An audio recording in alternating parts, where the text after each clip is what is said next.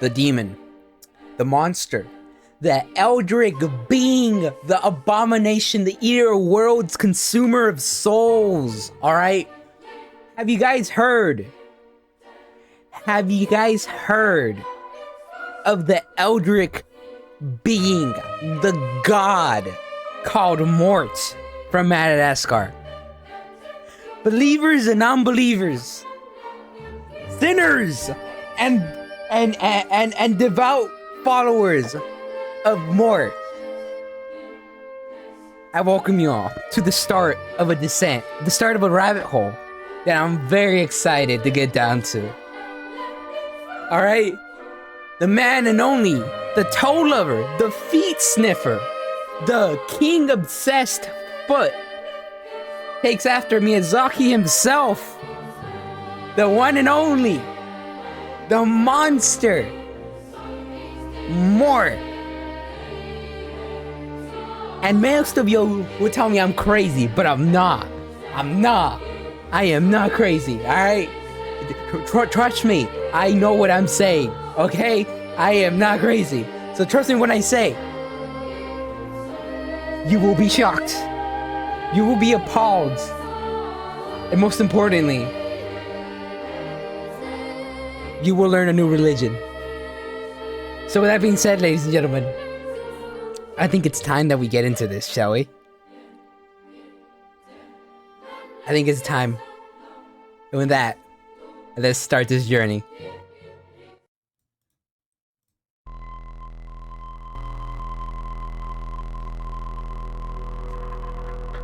Lately, I've been finding a lot of mystery in the most unexpected of places. Scrat is a terraforming alien, Gary is God, the trumpet guy from Shrek 2 is a cult leader, you know the drill. So imagine my surprise when I discover something that's actually up front with its peculiarity. This has been handed to me on a silver platter, and I couldn't be more grateful to myself. The Madagascar franchise is composed of 4 films, a few TV shows, and a litany of shorts. Yes. Throughout them all, we bear witness to characters of all sorts, including the most deeply disturbing, genetically anomalous piece of nefarious, uncanny terror known to cinema. He tries to act cute and cuddly. Oh, I forgot to add, dictator ruler,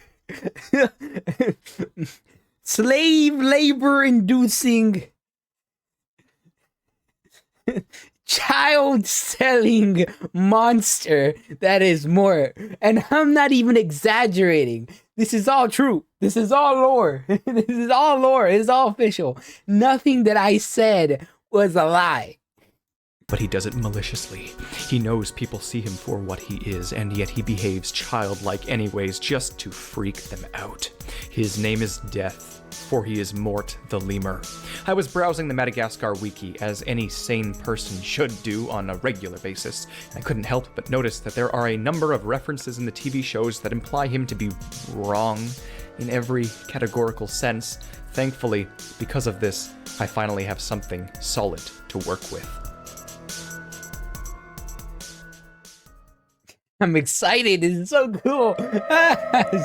Yes.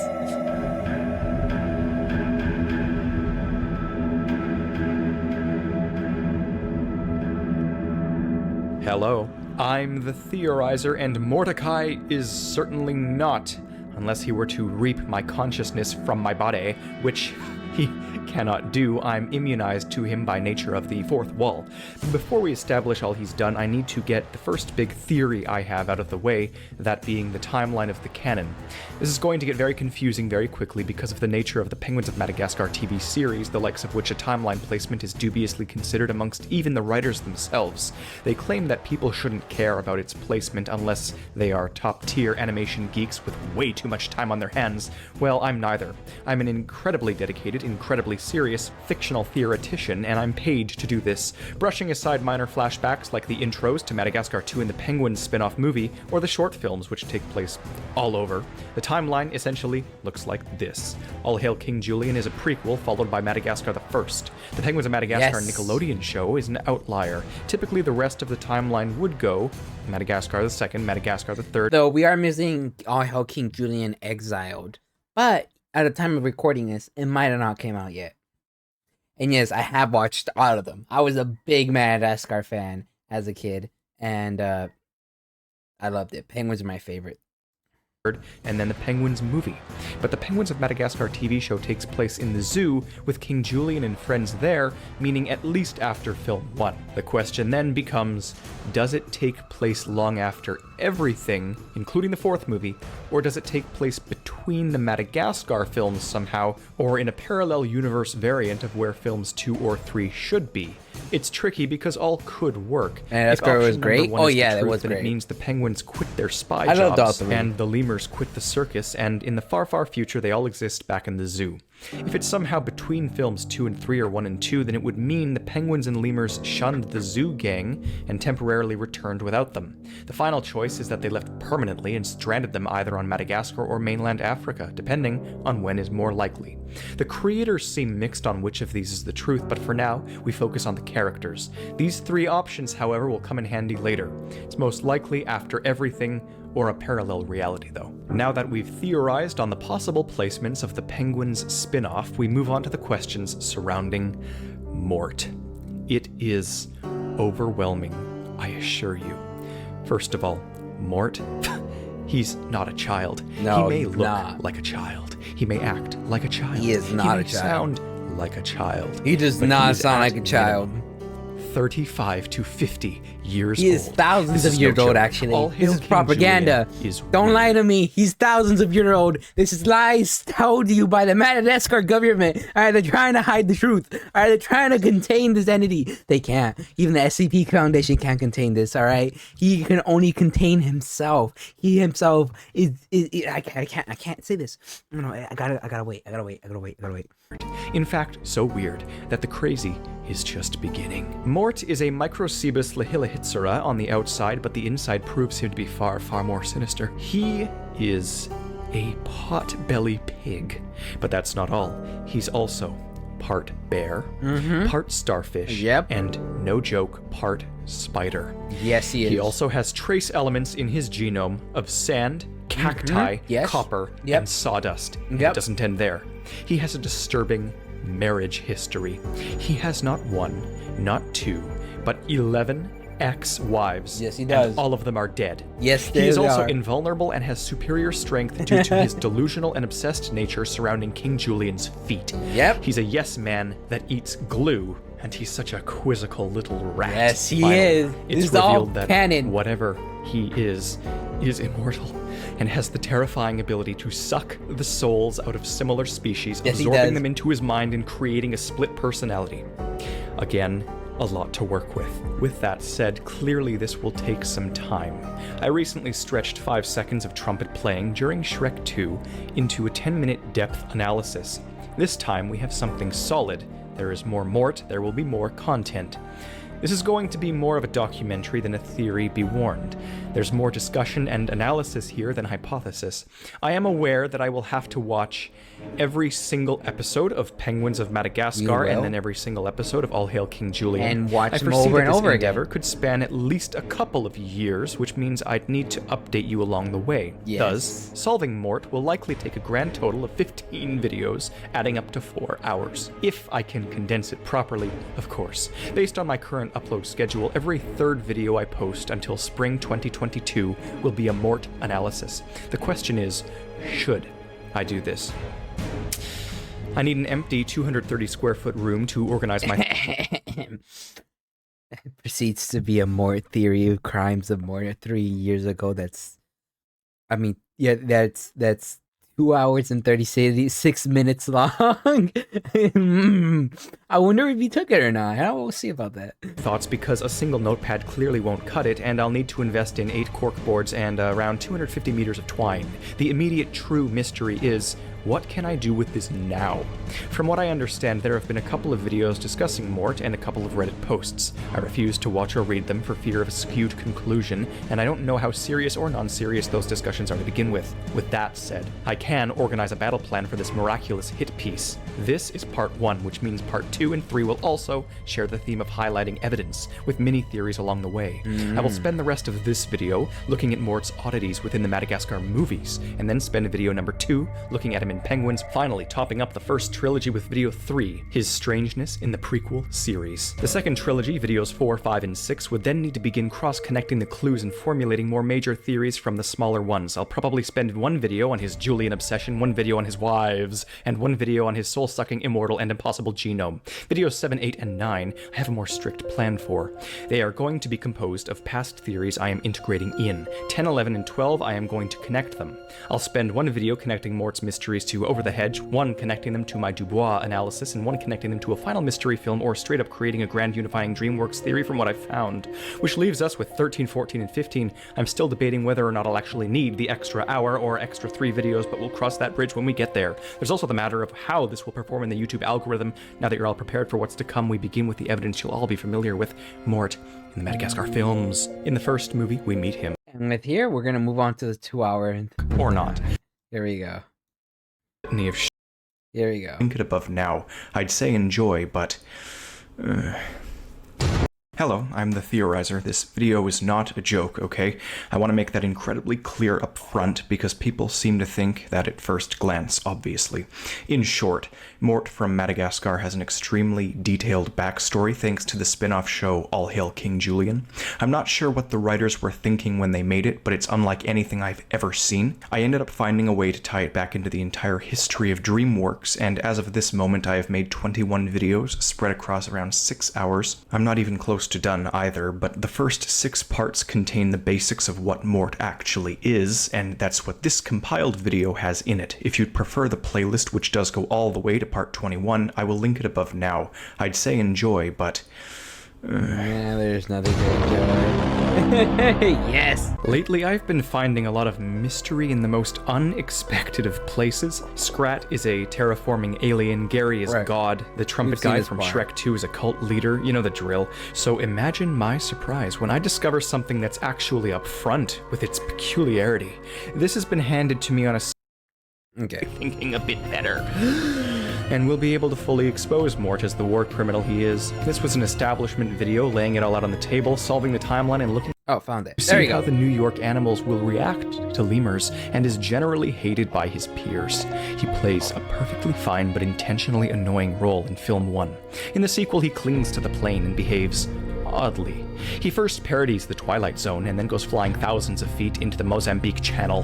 He stubbornly survives and then is chased by a shark all the way to Central Africa, where he ascends a volcano and nearly falls in. The third film follows him joining the gang in the circus, where he, again, plays a lesser role, but he does end up shooting Dubois with a tranquilizer gun. He's dumb at times, rational at others, and sort of all over the map. This is what makes him questionable. Primarily, what the films are good for is proving one thing: Mort is not mortal. Our dear friend, the French Death, is indestructible. He looks malicious at first on the wing of the plane because it's probably one of his alternate personalities, more on that later. He rips it apart and causes the engines to fail, crashing the plane soon after. When he presumably flips back to the dumb old Mort persona, he falls off, sails thousands of feet into the Indian Ocean and doesn't die. He is pursued by a juvenile great white shark and evades it, though it desperately chases him on land as well. Mort doesn't die, which is the first crucial chunk to the theory that from this point can only evolve. With that said, it can only get more insane from here, so should I? He's such an enigma that while writing this I was convulsing like a deranged artichoke. Speaking of the Soviet Union, it won't be long before I integrate Nana into this dissertation. Again, it'll probably be in the latter half of this journey, but everyone make sure you're caught up with my other DreamWorks theories, just in case. For now, though, subscribe so I know to make more of this, and comment Mort's odd moments from the shows and give me a little head start. Uploads may be scarcer a tiny bit here. My confused immune system has been attacking me for 2.5 years now, but it's gotten really agitated in the past month, and it's made me too anemic and unfocused to think to my fullest. But when I get my hemoglobin out of its 7 gram per deciliter hole, I assure you I will start critically thinking a bit better. And we'll be able to fully expose Mort as the war criminal he is. This was an establishment video laying it all out on the table, solving the timeline and looking at his film appearances. It only goes up from here. Until my next video in the coming weeks, I am the Theorizer. Part 2. We'll do 2 parts today. We'll do 2 parts today. I'm really doing this. Everyone viewing this, welcome to part 2. What you are watching right now is the second part to what could possibly end up being a 15-part series, and I will link part 1 in the little card above now. It's only 10 minutes long, and it's a decent establishment video that attempts to organize what is to come. It's a prologue, and it truly highlights some of the things that Mort has done. In the Madagascar franchise, that is. Some people thought I was making outlandish claims about him in that video and not backing it up. I want to again inform you, those were not my claims. Those were literally things Mort is in the spin-off show. He does have like 12 wives. He is a soul sucker. He is genetically anomalous. I also do have some more news, though. The mystery series I will be incorporating into this, alongside my Dubois and Over the Hedge theories, might be my 8-part series on the lore of Shrek. That means the timeline theory, 4 godmother theories, 2 donkey theories, and the recent Reggie video will all be a part of this huge DreamWorks dissertation. We'll see how big this video, part 2, ends up being as well, and then we'll regroup. Before we begin, I also have updated news on the Madagascar timeline. Okay. From what I understand, All right, Penguins that's of good. Madagascar, the TV show, does come after everything in the timeline because at the end of their movie, they meet up with the circus gang again in a post-credits scene I had missed. We see Julian and friends in a Madagascar crate during the Penguins TV intro sequence, but it's likely a scheme of some sort after breaking up with Sonia. So with that said, incorporating the shorts and once again excluding the intro scenes of Madagascar 2 and Penguins, our official timeline stands as All Hail King Julian, The Christmas Caper, Madagascar the First, Merry Madagascar, Madagascar the Second, Madly Madagascar, Madagascar the Third, the Penguins movie, and yes, finally the Penguins TV show.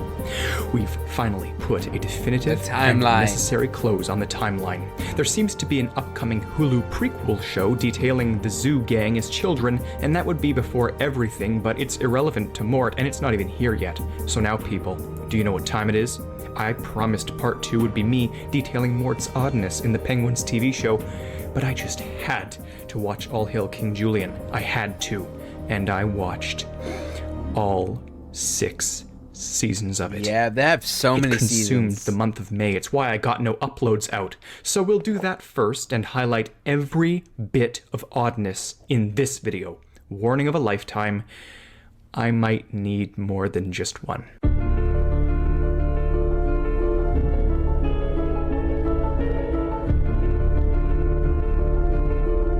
This is a perfect intro.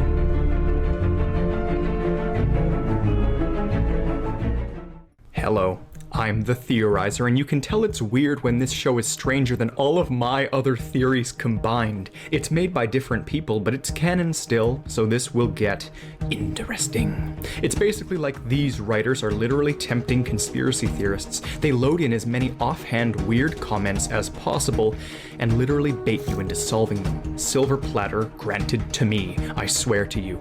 It's painfully self-aware. What they've done is crazy. Mort is like if my Patrick Star theories all came true. I'm not joking. He truly is a multi-dimensional identity absorber. This is quickly going to devolve into a rapid bullet point format of insanity.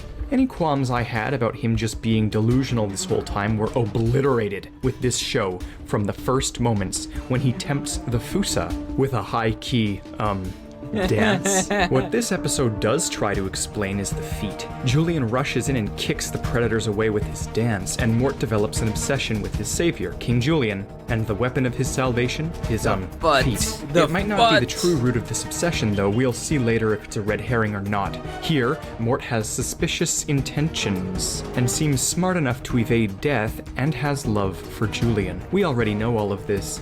The show is full of that fast-paced, lazy joke slapstick, and yet it's also wildly inappropriate and amusing at totally random moments. This will also be a review of the show in some ways. In episode 2, he continues with the inappropriate references, and in episode 3, he authors a best-selling coloring book called 50 Shades of King Julian. When asked to keep a secret, he claims that he has voices that tell him to hide things until it's too late for people to stop him. In this episode, he also survives being eaten by a carnivorous flower and projectile vomiting way more than his body allows for. He is also blown up, crushed, carried away by a bird, and slammed into the ground from hundreds of feet. And again, the humor, it's so adult.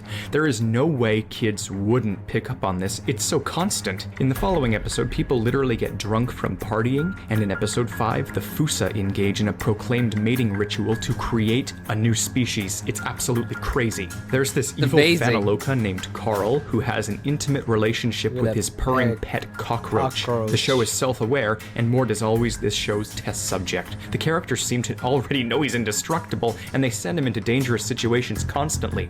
Mort thinks Julian has exploded near the end of episode 3, and proclaims that no matter how much Julian rots, he will put him back together, and they'll live with each other forever and ever. A whole new level of disturbed. Packed with lore as ever, the end of the episode seems to reveal that there are certain gods in the sky who respect the denizens of Madagascar.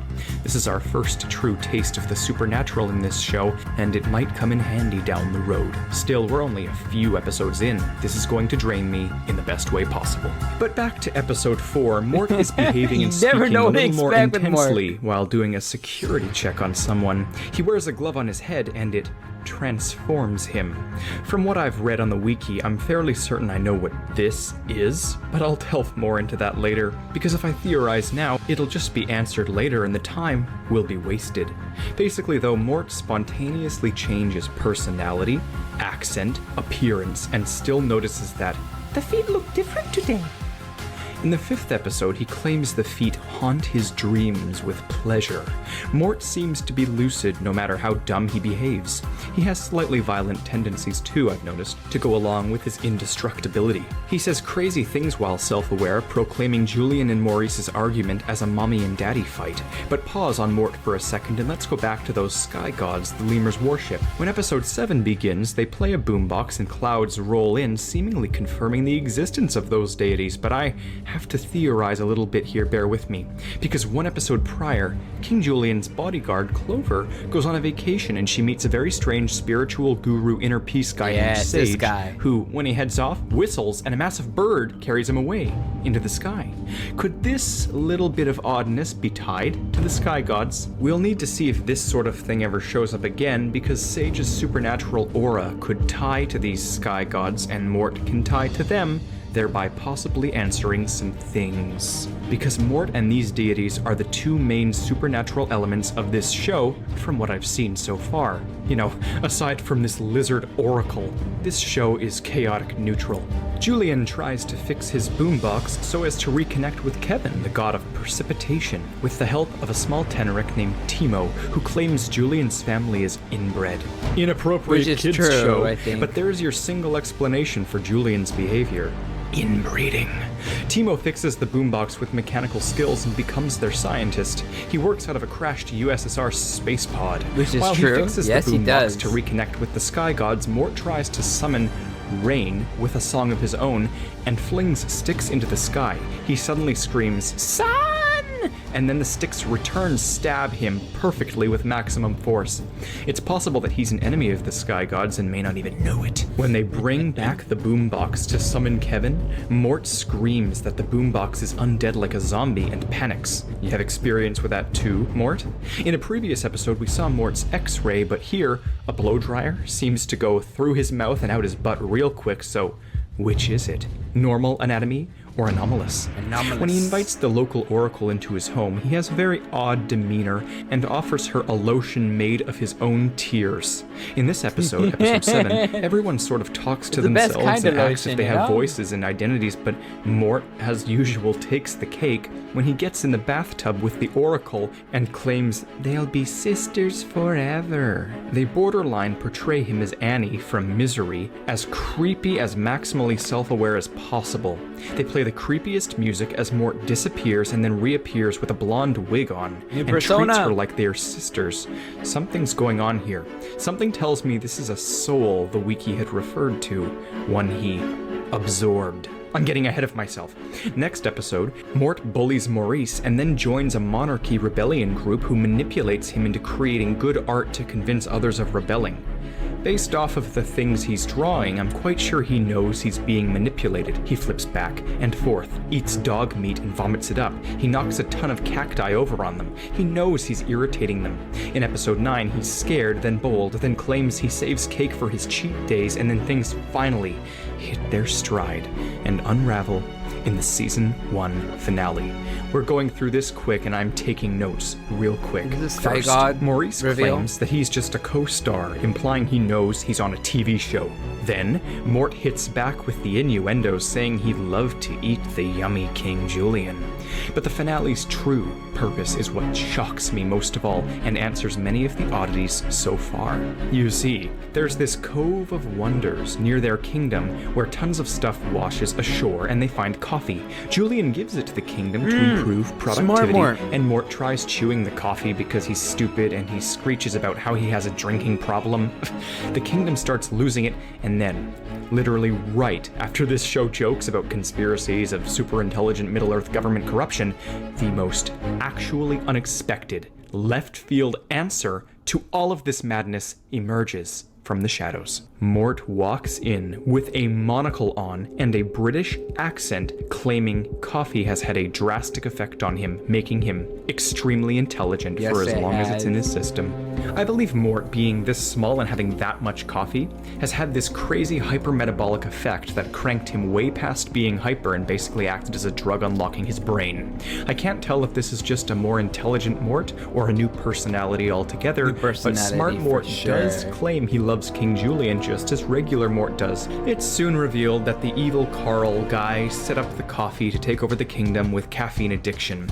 Smart Mort helps save the day, claiming normal Mort is barely competent. He convinces all of Carl's guards that they should be unsatisfied with their current healthcare plan and that he can help them form a union to negotiate a working wage and retirement plan.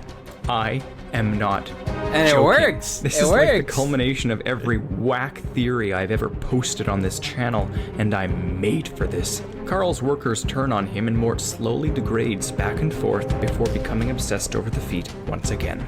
The day is saved and season 1 finishes, but the show is not nearly over, and my theories are truly just now beginning. In season 2, Mort keeps being crazy and playing along with jokes, including when he spontaneously summons an organ out of thin air and says he won't explain how he did it. The second episode is one massive social commentary after another, and the third showcases Mort's creepiness when his voice deepens. It's so romantically disturbed. He brings out the blonde wig again and then tries to make a self-aware joke by saying, "Denial isn't just a river I heard about, apparently." He claims he's been in strange love before. Or is this a separate wig persona? We meet Clover's sister, Crimson, and she almost gets married to Julian, who objects and claims he's having an affair by loving his kingdom more than her, causing her to dip out and team up with Julian's uncle, who is trying to reclaim the throne. More later on that. But the reason for Mort's wig here? He's the flower girl of the wedding. He behaves differently, I swear. It's not the Mort we're used to. By episode 4, things start to get weird again when King Julian is given a pineapple and tricked into believing it contains the knowledge of all kings prior, after he rips apart the beach ball of baby lemurs and tells them to go home and atrophy like normal children. What? Mort gets jealous of the pineapple's closeness to Julian and dreams of mutilating it. His worries aren't baseless, as Julian claims to spoon the pineapple at night. Mort kidnaps the pineapple and ties it to a chair while putting on a villainous accent and stroking his tail like a villain would stroke its cat. This is almost certainly another persona. So now we've got Smart Mort, the Misery Mort, this Mort, I'll catalog it later.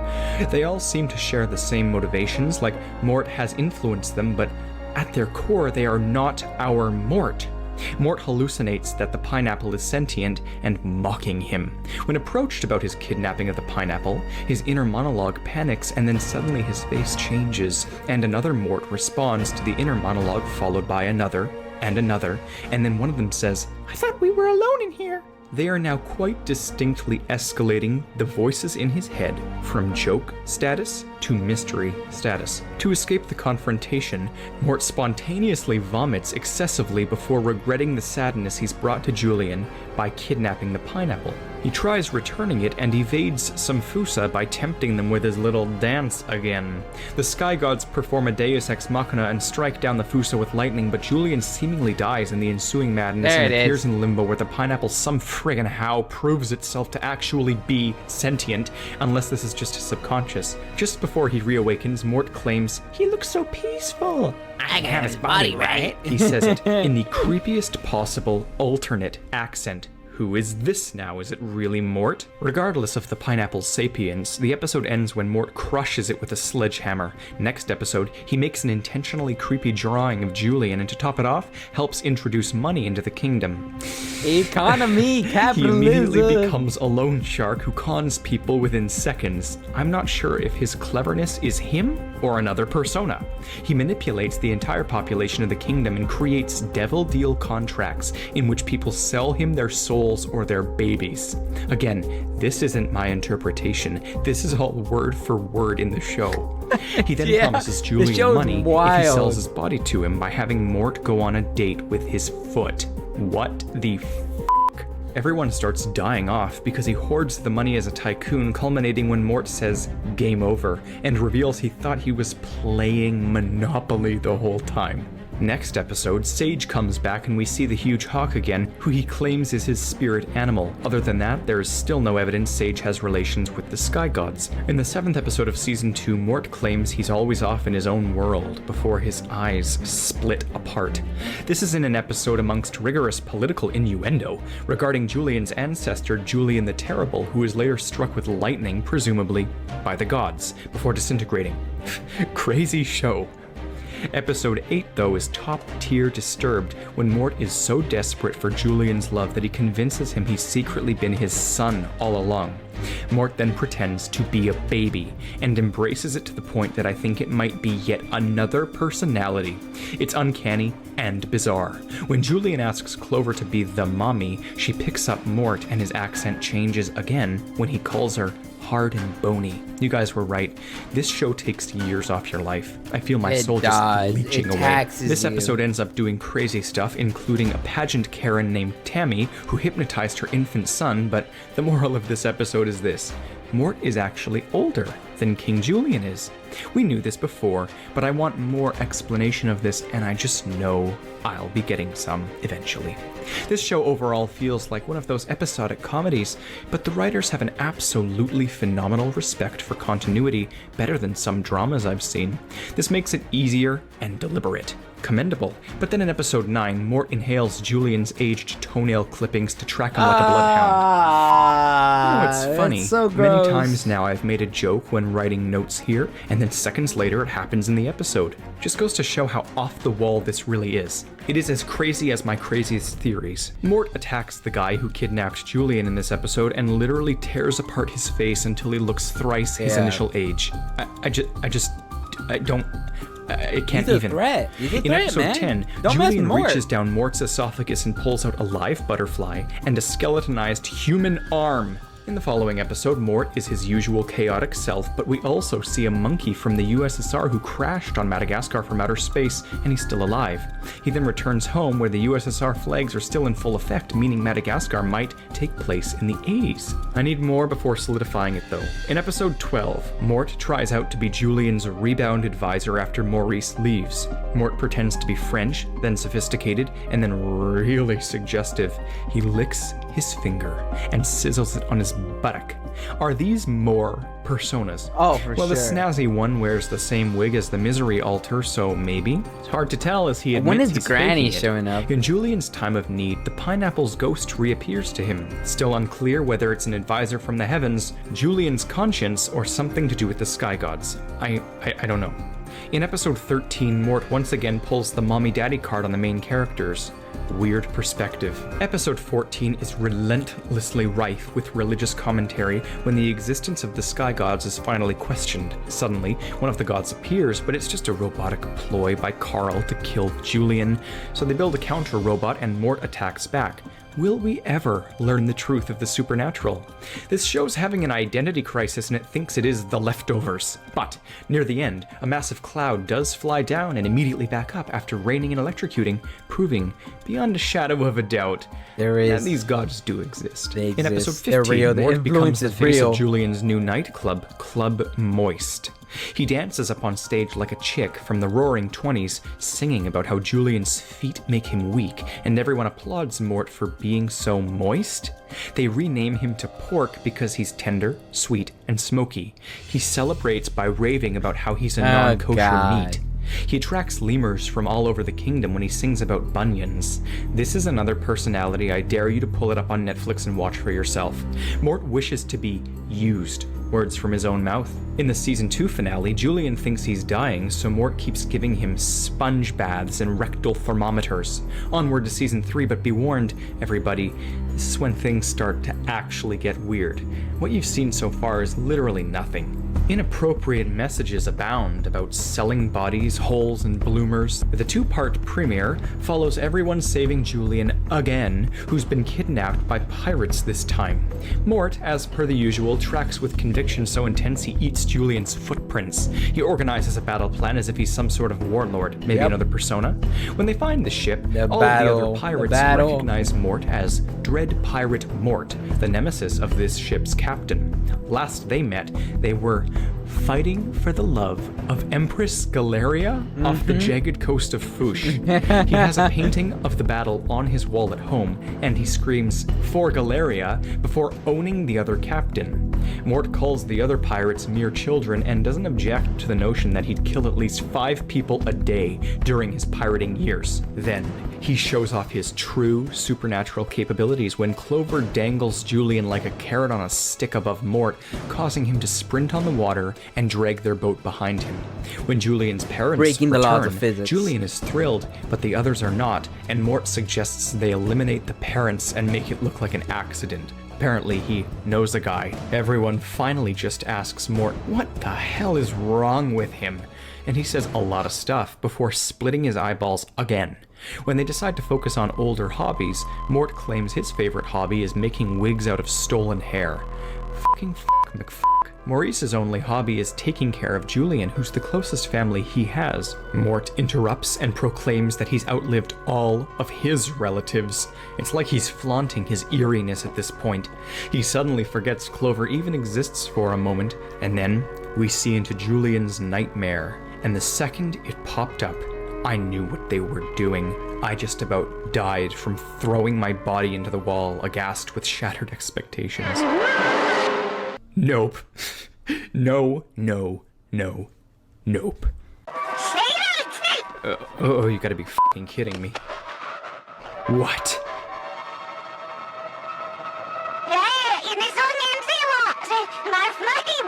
What? Why are you talking backwards?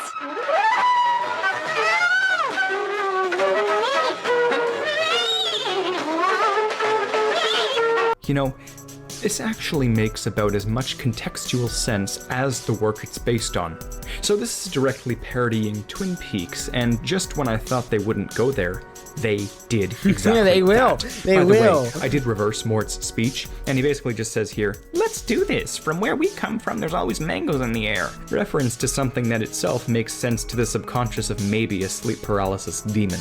From what we've seen, I must admit, Mort is the best one for this portrayal. A pineapple even flies by, once again pulling a leftovers by hiding whether or not this fruit spirit is just in his dreams or if it's really a spiritual mystery box. Mort later obsesses over Julian having dreamt of him and calls him a lover. Julian hallucinates Mort getting eaten by a shark, and Mort somehow is aware of this. Can he read minds? Mort helps make Maurice cry just to mock his emotions. Mort brings up that guy who makes people disappear, again, on deaf ears. At this point, we've reached episode 5 of the 3rd season, and Mort's back at it with that glove that makes him aggressive. He sniffs it and laughs evilly, presumably knowing that it will summon his altar like last time. We are met with more and more fourth wall breaks than ever, and Mort severely dislocates his rib and cranks it back into place maniacally. It'll be fine. By the way, it's revealed that there's an uprising of sentient bells that plan to reclaim Madagascar from beneath the ground. Apparently, Mort does have experience with zombies, as we jokingly asked before, because in episode 6 he has a tea party with one, in episode 7, Mort romanticizes Julian again and then gets abducted by aliens after praying to the sky gods. Psychic lizard lady uses her telepathy and sees it was just some researchers tracking lemurs. They barcoded Mort. This proves that the lizard truly is magic though, and she can read minds quite clearly, so there is some supernatural in this show. Mort sifts through every personality type we've seen yet while going through this episode. Maybe they were out researching him for his anomalous psychology. They do chip him the following night, and everyone rescues him later, learning that humans exist in the process. So yes, this episode is crucial, but I question why they wear hazmat suits in Madagascar. Mort then eats a bucket of tracking chips, of course. Everyone else hides in the bunker, and when the main characters get back and they cannot find anyone, they think all of the kingdom raptured to the sky god's heavens. The psychic lizard laments about being left behind. This show thinks it's the leftovers again. It's just none of this is a joke either. None of this is a joke. All of this is just lore. This is not even a theory. This is just a recap right now. In episode 8, Mort pretends to be a butterfly so he can start a war by firing mangoes at innocents from the air. Turns out the real butterflies are all psychopaths and were just waiting for a reason to attack, so now they have it. War happens, socio-political commentary, they kill the queen, happy ending, and then finally,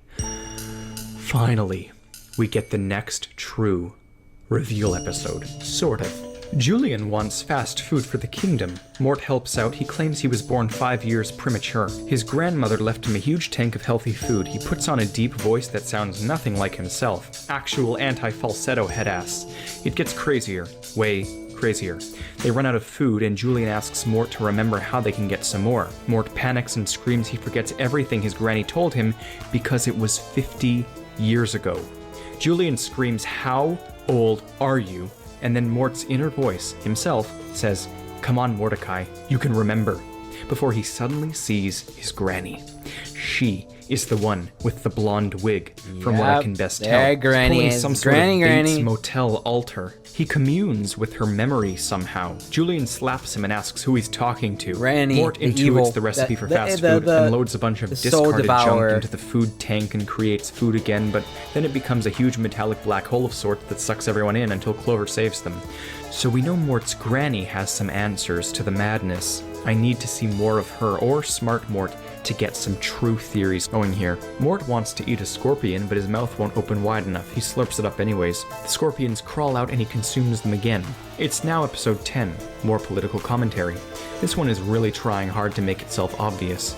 Not particularly one way or another, but the show undoes its own lessons and just mocks literally every aspect of various situations through a lens of lemurs. The jokes also have reached the point of being as edgy as Total Drama Island, but slightly more veiled.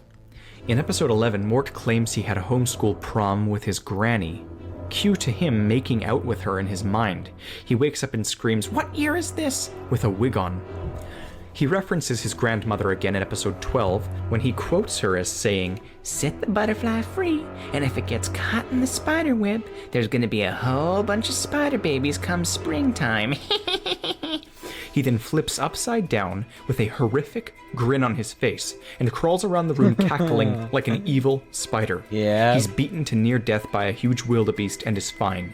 He explains this, claiming he's part starfish and that he can regenerate so well once he grew back his own head. They literally just explained part of his seeming invulnerability. They did it for me. This is, once again, like if my Patrick Star theories came to life. If he's a starfish, then he almost certainly is also part spider based on what we just saw earlier there. He doesn't lie. He's serious. Everything is appallingly true. He gets the snazzy voice on again when he says, "I'll do what you want. You don't have to poke me with a stick. Unless you want to." He gets sucked into a reel of tape, compressing him into the cassette, but he's a starfish, so that's fine. He's fine, obviously. Clover gets hurt, and she appears in the White Void, where Pineapple greets her and brings her one of her deceased relatives. Clover knows Kung Fu, like the panda variety, and her grandmother taught her before dying. This then clearly is Limbo. It's not all in Julian's mind, as Clover never met Pineapple. The pineapple is just the random form the king's spirits decided to take after people joked about it really being the case, it truly is supernatural. This has ramifications. Pineapple claims he made an interdimensional bet, and he fears he will lose it. We later confirm for good that this is the afterlife, and a bunch of fruits rule over it as they watch a cage fight between Clover's grandma and the man who killed her. This just leveled up. I'm sort of blowing all my theories now, but I really damn think these fruits are the sky gods. Or at least what Julian has interpreted as sky gods. They call heaven Frank Rila, and this is later revealed to be Frank Rila, and the Frank Rila is the sky god's heaven, etc. Interpretation. Finally, in the season 3 finale, Julian wants to map all of the universe, and Mort claims he's from a planet named Futicus Majora in the far reaches of space. He could be pretending, not lying, but pretending. This is, after all, just a pretend map, and Julian says get your own solar system. But what if he's not kidding? This explains everything and nothing at the same time. Alien Mort. In this finale, everyone builds a wall to keep out the other species. Oh my god, this is the one. They launch all of the Madagascar kingdoms out with a catapult, favorite. and then the various other kings all rally under a mysterious overseer that plans a revolution, revealed to be none other than Mort. Julian, in his direst time of need, sees the ghost of Pineapple, who's in rough shape because he lost his bets and owes everyone money. Julian dismisses his advice as greeting card sentiment and walks away. Mort doesn't like leading a revolution, but I'm pretty sure another personality stepped into the job because he rallies all the kings to invade and proclaims how everyone has to go for the males first, sell the children, and quote, "The women, oh, the women, we always treat with respect." You never know what's him or his alter ego. And you know I know he's not lying. He is not lying. Because look at this. Look at this chat. Look at this. Look at this. Well, go for the males first. The children we can sell, and the women. The women. We will always treat with respect. The fact he's like, go Once after we're the... over the wall, go for the males first. The children we can sell, and the women. I swear. The women. None of this is a joke. This guy is unhinged. And this is putting me in a tight situation. I need to cut it here because this is quite possibly the longest individual theory video I have ever posted. It might break my 25-minute limit, and I need probably 2 more. Yes, this is still all only part 2, and now it's been split into 3 sections so I can edit it all in time. I'm going to edit the next one now really quick and get it out ASAP, so absolutely subscribe and stay tuned because season 4 is easily when things become Mort's show. All of our questions are seemingly answered, and finally, my theories can begin to flourish. Until next time, I'm the Theorizer. And this is where we're gonna... And this is where we're gonna end this one, alright? I think, chat, I think we have gone deep enough for today inside this rabbit hole, chat. I think we've explored, we've seen, we learned. He's a dictator. He has multiple personalities. Is it a personality disorder? Or is it actually other souls he's consumed? There are sky gods, and they exist. Are they studying Mort? Is he a fatal enemy of the sun? How old is he? Why is he creepy? What does he know? What does he know? And who was the coffee personality, and what does he know? These are questions that will be answered in the coming parts and next time reaction. But for today, that's gonna be all for me. So, as always, the original video is gonna be down below in this top of the description. I stream live on Twitch. If you want to see me here, stop by. Besides that, don't forget to subscribe and hit the notification bell because I do post twice a day. Besides that though, that has been all, and I will see you guys later.